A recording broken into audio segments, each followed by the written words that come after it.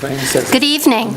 My name is Catherine McClure. I'm the superintendent of schools, and this is the reorganization meeting for the Mount Anthony Union Board of Directors. Before we begin, I'd like to welcome Rob Sherman to the board, and also I would like to take responsibility for the amended agenda. There was some confusion about the formatting of an agenda of an abbreviated meeting, but we actually wanted to keep the similar format of your regular meetings. And so your abbreviated agenda revised actually has that format. I'll just point it out to you. There's action requested where there is action that will be needed. And of course, for reorganization, there's action. So I've confirmed that the new member of the board, Rob Sherman, has been sworn in. Thank you, Rob, thank you. And welcome. And nominations are in order for Chair of the Mount Anthony Union School District Board of Directors. Do I hear any nominations? Holbrook. I'll second that. Okay, so we have a motion for Tim Holbrook. Are there any other nominations? Move you close nominations. Nominations are closed. Would you like to vote by acclamation, which means everyone would Raise your hand. raise your hand for acclamation? Exactly. Thank you. Tim, would you like to come up here? Very much. Don't take all day.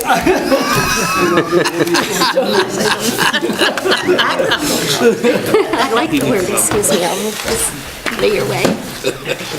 Thank you for your vote of confidence. I can assure you that I'll do my best. I may not be quite as verbose as some other leaders of this board have been, but I hope that if anybody has any questions at any time, you have my telephone number, take advantage of it and give me a call. If you have concerns about the way meetings are run or the assignments that are made, I'd very much like to hear about it. I believe in an open board. I believe in a board that shares the responsibilities that go along with the board. So I'll be asking each of you to do not necessarily more, but maybe more specifically some topics that I feel are very important. What I'd like to do now is continue with the organization of the board, and we need a nomination for vice chair. I move that we be vice chair. Do we have a second for that? Second. Do we have any? Leon. Who'd you say? Leon. Do we have any other nominations? Any other nominations? The nominations are closed. All those in favor signify by saying aye. Aye. Very good, thank you. Now we have the SVSU representative. First, the clerk. Oh, the clerk. Clerk. Oh, we have a clerk. I can make a recommendation. Rob is... Why not? I did it It's a thankless job, and he's done it before.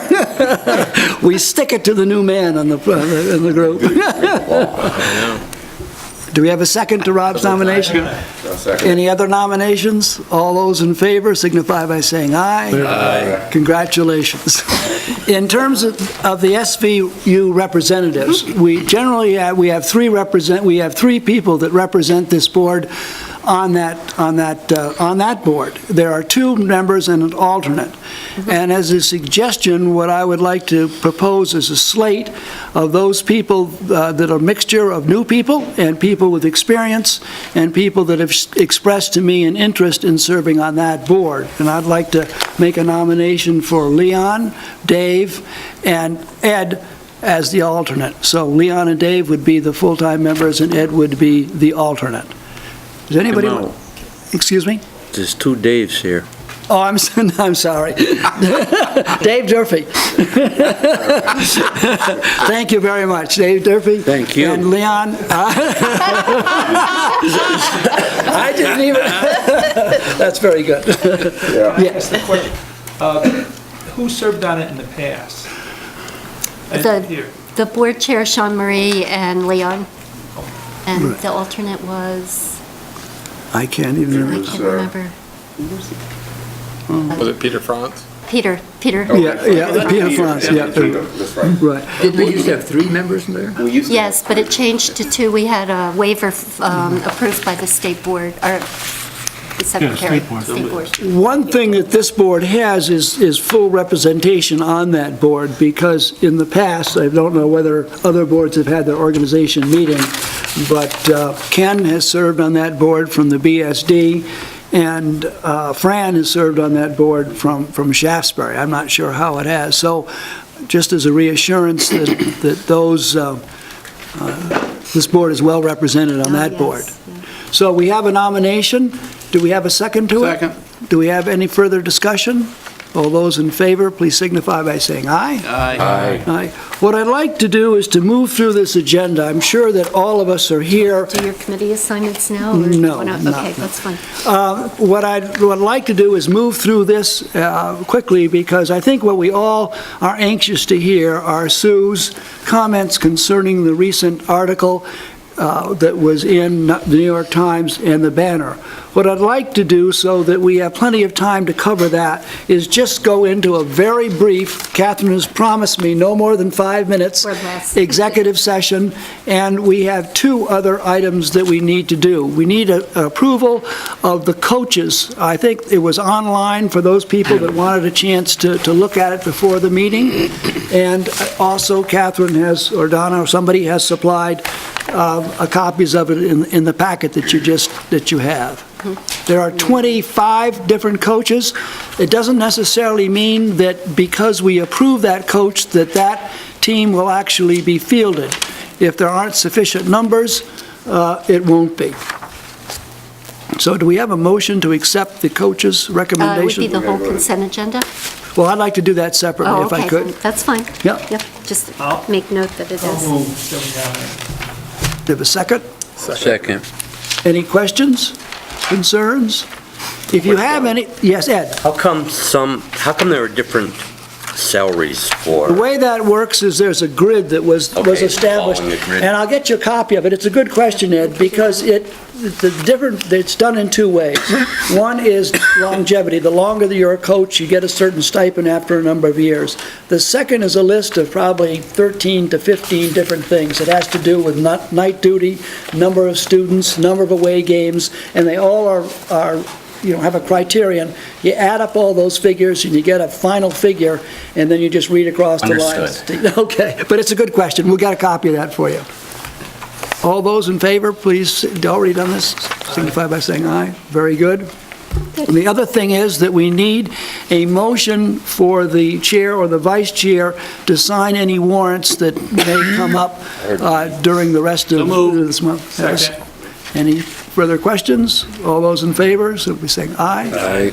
Now, Catherine, do we have other items on this consent agenda? Yeah, I believe there were some minutes. Approval of the minutes. I have budget transfers. Says none. No, just the minutes. So we just approved the minutes. Do we have a motion to approve the minutes of February 24th? Second. All in favor? Very good. We'll have a very short executive session, We'll be back here in less than 5 minutes. less than 5 minutes. We had a bit of a whooping. And it's for personnel, a motion to move in. That's coming. Yeah. Personnel employment matter. Right. So where would you like to meet, Catherine? In the conference. In the conference room. We promise we'll be back. We can continue. We've got two more issues that I want to just clarify. One would be, as most of you know, we do not have a representative at this time from Woodford. We need to move to go That's back correct. in open session from out of executive session. Okay, so make a motion. Move that we go back to an open session. Second. All in favor? Aye. Okay, so Woodford, we do not have a representative, and Catherine's just going to outline the procedure we follow. So by statute, you are to appoint someone in 30 days, so you should think about that in terms of your next meeting, your April meeting. And we'll be discussing your meeting date in April later this in the agenda. But you can advertise if you'd like for people who are interested from Woodford. It has to be a Woodford resident, and you are the board that appoints that board member. You can advertise, as I said, and interview, and then deliberate and select someone after that. Your interviews can be in executive session or in public session, but your deliberation must be in executive session. So you would, if you chose to do that, you would set up an interview schedule at a special meeting if you'd like, or a regular meeting, and then you would decide beforehand whether you wanted to do those interviews in executive session or public, and then you would deliberate after the interviews in the executive session and come out of executive session to actually make the motion to appoint the person. We did ask, Rick did ask and mention, and we've discussed with the Woodford Board, if they had anyone that they knew that might be interested, that they should let board members from MAU know. Very good. The last item on our agenda before we enter into the discussion about the recent article in different papers is just approval of the warrants. So moved. A second? Any questions? I didn't find any warrants on it. There are no warrants. Oh, I thought- there were. Oh, okay. They're here. I'm sorry. Yeah, they Donna gave them brought to them me. with her. They were done early. If you would like, we can wait and do these at, I can sign them later. Would you like to take a look at them or just pass them? Well, they can sign them tonight if Yeah, right, we can sign them and then you can... if you want. Okay. If you want to look at them and I'll you, let it go Okay, this time. right. I mean, you can, absolutely. I didn't realize that they hadn't been sent out. They were probably just prepared today. This is I'll just make note for those watching that the reason there was confusion about this is your meeting is earlier than it normally is. Your meeting is usually the third Wednesday of the month. You need to call a vote. All those in favor, please signify by saying aye. Abstentions? Very good. Okay. As most of you And we'll know... have them posted. So- Okay. As most of you know, I think we were all deeply concerned about the recent articles that appeared in the New York Times as well as the Banner and other papers. It's a hard thing to be able to read something like that and put any real credence in it. I thought when I read that we've got to be able to answer it in a way that is going to be productive. The last thing I want to do is to appear as if we aren't fully aware that there are drug and substance abuse problems in any town and any school. But I think that when the accusations are made that are simply inaccurate, we need to respond to them. And I feel the best person to respond to that would be the principal of the high school, Sue McGuire. And I've asked her to respond to those articles in a way that would emphasize her and the rest of the staff's full commitment to be cognizant of the fact that we have drug problems and also to ask for your support in it. I'd just like to read one paragraph that was the paragraph that certainly was the most disturbing to me and I know to others as well. It says, "In the quaint town of Bennington has had a rude awakening of drugs. A state trooper, as he cruised the streets here one recent frigid evening, said, 'Everybody is doing it,' he said of heroin. It's in the high school. The kids are doing it right in school. You can find baggies in the hallway." That was a statement that I found extremely offensive because I know it isn't true. And I'd like Sue to respond to that. Right. Sue. I was going to start by just assuring all of you, and I want to assure the whole community, that the statement from the state trooper quoted in the New York Times is totally inaccurate. And just what Tim just said, not all of our students are using drugs, let alone all using heroin. The kids are not doing it right in school, and we have never found a baggie of heroin in a hallway. Honestly, we have never found a baggie of anything sitting in a hallway. So it is totally inaccurate, and I feel really irresponsible for him to be stating this. I did reach out to the trooper. The trooper told me that he could not talk to me, that I needed to talk to his supervisor. I reached out to the lieutenant, and we talked a couple times, and he said, and I said, look, I need to talk to my school board on Monday. And he said, well, these are the comments you can say. The The comment that was printed was taken out of context, and it was not the trooper's intention to portray that every student in the high school is doing drugs or that there are bags and needles in the hallways. That was his answer. Our school is pretty outraged. I can't remember the last time I've seen students so outraged at how they spoke about the school. The teachers are outraged and parents are outraged, and they should be. For me, the trooper has sensationalized a serious problem at the expense of our community and our kids and all of us, and that's not okay. So I just can't assure you enough that none of this is true, the statement as far as the high school and drugs being out in the hallway, kids all on drugs. It's just not a true statement. And Sue had asked if he would issue a statement Right. saying that those comments were not in fact based on fact. He refused to do it.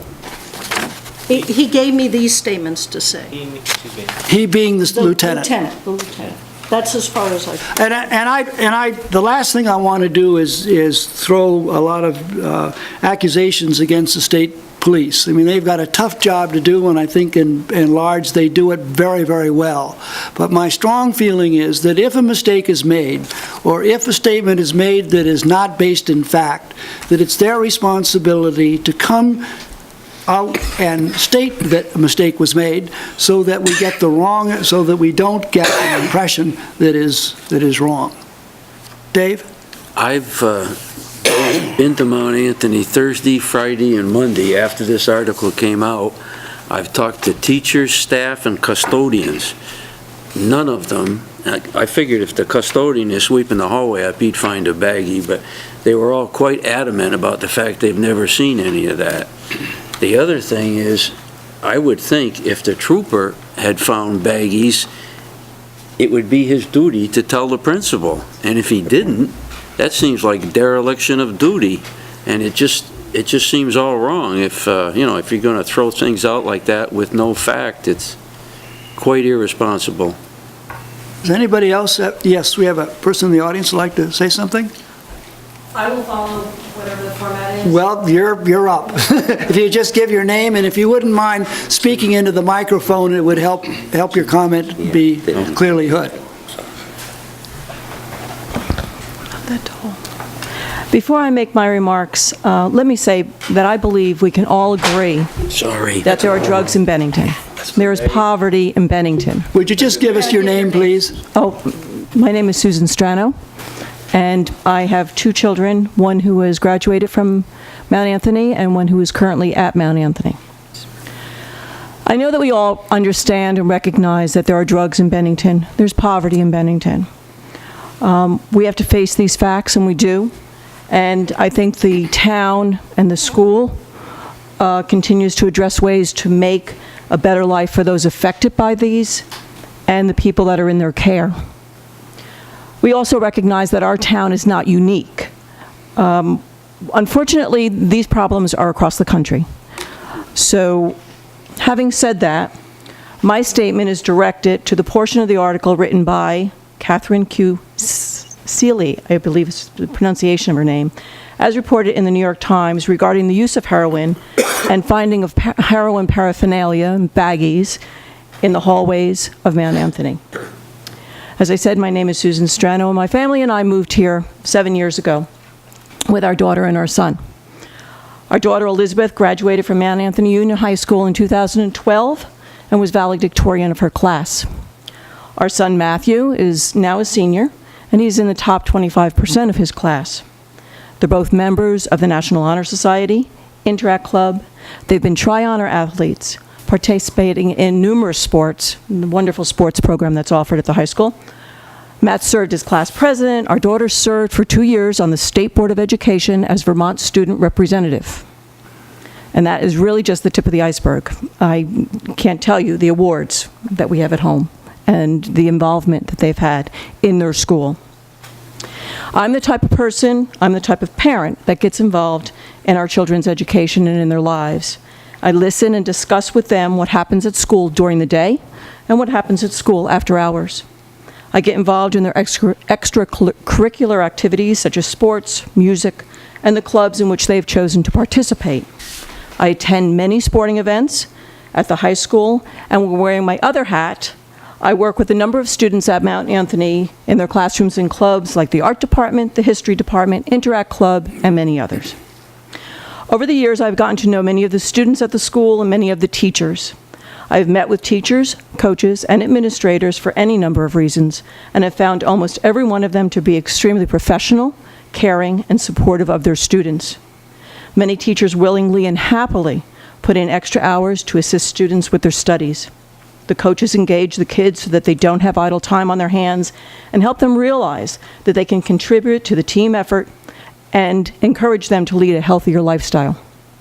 Together, teachers, coaches, administrators, they help our students do all they can to succeed, to feel good about their achievements, to feel good about their school, to feel good about themselves. And this is daily. This isn't just a pat on the back every once in a while. I see this day in and day out when I'm there. When it's the school, you will find these people, obviously, in their classrooms, but they're also in the hallways, they're in the cafeteria, they're in the common areas, they're talking to the kids, they're engaging with the kids. They care about the kids. I just can't say it enough about the teachers and the administrators at the school. Suffice it to say, I find it terribly hard to believe that not one of them would mention to someone such as the principal that there's using in the hallways or in the bathrooms, or, oh, I found a baggie in the hallway, that they would just walk by and ignore it. This wouldn't happen. I find it hard to believe that not one of them would take action if they saw something wrong. They're going to walk by and see a kid using heroin and say, oh, kid's using heroin. That's not going to happen. I find it hard to believe that they would ignore this entire situation. And quite honestly, I don't find it hard to believe. I find it totally impossible to even fathom that the teachers or the administrators would let this happen. It's not true. To remotely even go there is something only a person who has not spent time in the school could do. I find it impossible to fathom that if what was reported in the New York Times article regarding Mount Anthony Union High School is true, why Principal Sue McGuire, Dean of Students Dave Barrio, and other administrators would not know about this or would not see this. So is what was reported really true or a fabrication of this story to get somebody's minute of fame, to get the byline? My deepest concern is that the story or minute of fame, the statement regarding this easily bantered about, is so very, very harmful to the students, the teachers, the administrator, the fiber of our high school. The pride taken in the school by many of those who do walk the halls every day is not something that is developed overnight. It takes years. It takes a lot of hard work. And the majority of the students of the school have now a sense of pride. They take pride in their involvement in their sports teams, in their performances, in the drama or the music department, their involvement in supporting community events, their academic successes. You have a lot of good kids in this school system. There are some that struggle, and there are some with problems. But they, too, are trying to pull themselves up by their bootstraps and make better lives through the efforts of their teachers and the administrators. Some are breaking from the generations before them and are first-time college-bound students. Some are developing into great tradespeople so needed in our society. Some are planning to go on to be doctors, musicians, writers, attorneys, dedicated teachers. Others have a goal of breaking national records in sporting events. Whatever their dreams are, and all that the school has done to support these dreams has now been undercut, diminished, and perhaps irreversibly harmed due to the story. To report a story without confirming the facts, without interviewing those who are most involved, is just wrong. The damage that has been caused to the students, the teachers, the principal, the administrators, the community is a perfect example of journalism at its worst. Hurtful, demeaning, and wrong. I believe that we, as a school and as a community, are owed an apology, and we should, without hesitation, receive one. And I want to give a word to the kids, and to the teachers, and to the administrators. We, collectively, and I think I can speak on behalf, correct me if I'm wrong, Mrs. McGuire, I can speak on behalf of the teachers that I certainly have worked with over the years. Your principal, your community, kids, we got your back. Don't let the irresponsible words and actions of a few adults alter your dreams or your pride in who you are, what you have achieved, and the school that has helped you get there. We are very proud of our kids. Thank you. Thank you very much. Is there anybody else in the audience who'd like to speak to this issue? Yes, if you wouldn't mind coming forward and identifying yourself, I'd like to hear what you have to say. Hi, my name's Jean Connor. Sorry, I'm out of breath. Just came from the gym. I have a short statement to read. I prepared it over the course of a couple of days. Susan and I happened to work together, so we were busily working and comparing notes. So I probably will repeat some of what she said, but these words are mine. When I heard about the article in the New York Times, I was pretty angry. When I read the article, I became enraged. In fact, I was so angry, I immediately sat down, wrote a letter, and sent it to the New York Times. I can tell you that is something I never dreamed I would ever do, but I felt I had to. And I also emailed the journalist, and I'm not sure how to say her name, Catherine Celia? I don't know. I emailed her directly. I haven't heard back from her yet, but I haven't given up hope that maybe I will. I couldn't retrieve the email I sent to her, but it went something like this. I would invite you back to Bennington to interview maybe a few teachers, maybe a waitress or two, possibly a lawyer, a small business owner, you know, a carpenter. There's lots of us in this town that would have loved to have talked to you. And I told her that I thought her article was very poor journalism and that I expected better of journalism in general, and especially a journalist who works for the New York Times. Just a little bit of background. I've lived in this town since 1989. I've raised 2 children here, my husband and I. He's an artist in town. I was an 8-year member of the BSD school board. I consider myself a pretty involved parent in not only my children's lives, but in my community. And I also don't feel like I have my head in the sand. I do realize that, you know, Bennington has its issues and heroin is one of them, but doesn't seem to be a problem here in this building. The journalist was clearly more interested in getting a good story than in finding the truth. And unfortunately, she received a lot of help in doing that. My kids attended public school. They came here to school. Neither one of them ever told me anything about a drug problem, a heroin problem in this school. And I have a pretty open relationship with my kids. They tell me pretty much everything. There's probably a few things they don't tell me, but we have a very, very good relationship. And I'm happy that they tell me those things. I sent a copy of the letter to my daughter, who happens to be in Vietnam right now, working on her study abroad. And she cheered me on. She said, "You go, Mom." So with her blessing, I'm here. I've been in this school, I can't even count, hundreds of times, probably over the 8 years that my kids were here. And they weren't here simultaneously, so it really was 8 years. And I'm still here. I was here earlier today, dropping off I mean, our... the high school, not here. Yeah, in the high school. Yeah. And here too. Well, not so much here.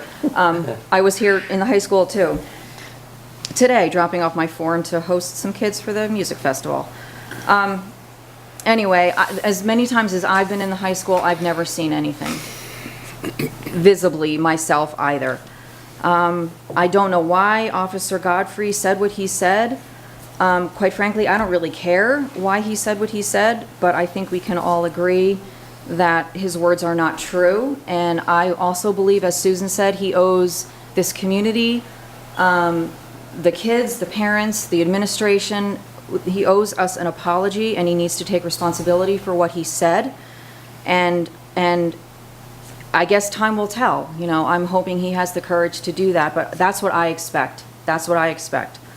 I also feel this is a great school full of teachers and administrators who work so hard every day to challenge and inspire all the wonderful kids that go here. And I ask them to please not lose sight of that goal because of this blatant misrepresentation of our community, because what you're doing changes their lives. I'm gonna cry. Those of us who really care and know the truth believe that the truth is more powerful than lies, and that's what we need to remember. Thank you. Very good. Did any board members have questions for Sue concerning this issue? Dave? You just pass the mic. Sue, and I haven't had a chance to talk to you at all, so these are questions I'm curious. I'm assuming that if the police are ever in the school building, you know about it? Yeah, the people that we work most closely with, because that was a state trooper, when we do have any kind of problem, we work with the local police or sheriff's department. And if the local police or the sheriffs need to come to the school for any reason, Yeah, you it's would know usually about with it? us, yes. Yeah, okay. How often do the state police come to the high school? Not often at all. No. And have there been any arrests or any occasions when the state police have had to come to the high It school? wouldn't be the state police, it would be the police. It would be the local And police? there have been in the past, not over heroin, but there have been times where we have called the local police and they have come. But we wouldn't call the state police. They're not, that isn't the Right. person you'd call for those. So it's safe to say then that the trooper who was quoted in the article himself hasn't personally been involved with anything at the high school? He has been in our high school before. But not over a drug issue? No. Thank you. Anybody else have any questions or comments for Sue? Well, I thank you very much, Sue, for your efforts in this behalf, and I hope that the community realizes that the school, the board, and the community really are very supportive of the things that you have done for the students and to do everything that we possibly can to minimize the influence of drugs within our school system. I don't want to give the impression that we don't have an issue. We have an issue, and we are trying to deal with it, or they are trying to deal with it, I should say, the administration, the teachers, and all those connected with the school as best they can. It is a constant concern of theirs as they see the kids. And one of the great things about our school is that my impression is that the kids are very open in speaking to the administrators. It's not the type of school where the administrators sit at one end of the building and never see the kids. If you walk into that building, you will see teachers and students talking. You'll see students in Sue's office or Dave's office or Mike's office or whoever it happens to be talking to them. And that's the way that in most cases information is passed on. And I'm 100% sure that if there was a problem as described by the trooper, we would be well aware of it. So, are there any other comments or questions on this particular issue before we move on to something else? May I just speak? Yes, sure.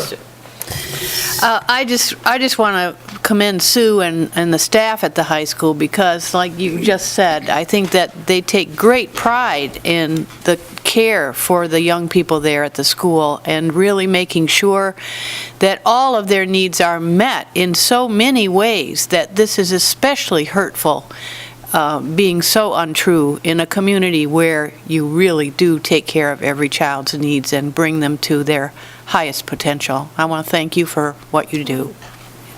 Good. If there are there any other issues that people would like to see? A new person that just walked in, would you like to see it? Are you here to make a statement? Okay, well, that's fine. Two issues. In terms of meeting dates, does the third Wednesday of the month seem acceptable to the board members? We could say that. What? Excuse me, Leon, did you have something? Yes, no, I was just going to say that's what we changed to the third Wednesday of the month. Right. I'm saying, would that be agreeable? I haven't given a lot of thought, but I've given some thought to the committee assignments. And what I will do within the next week or so, that I'll be in touch with each of you to see what you would feel most comfortable doing in terms of assignments. I'd also like to have you give some serious thought as to other committees or other assignments that you personally would like to become involved in.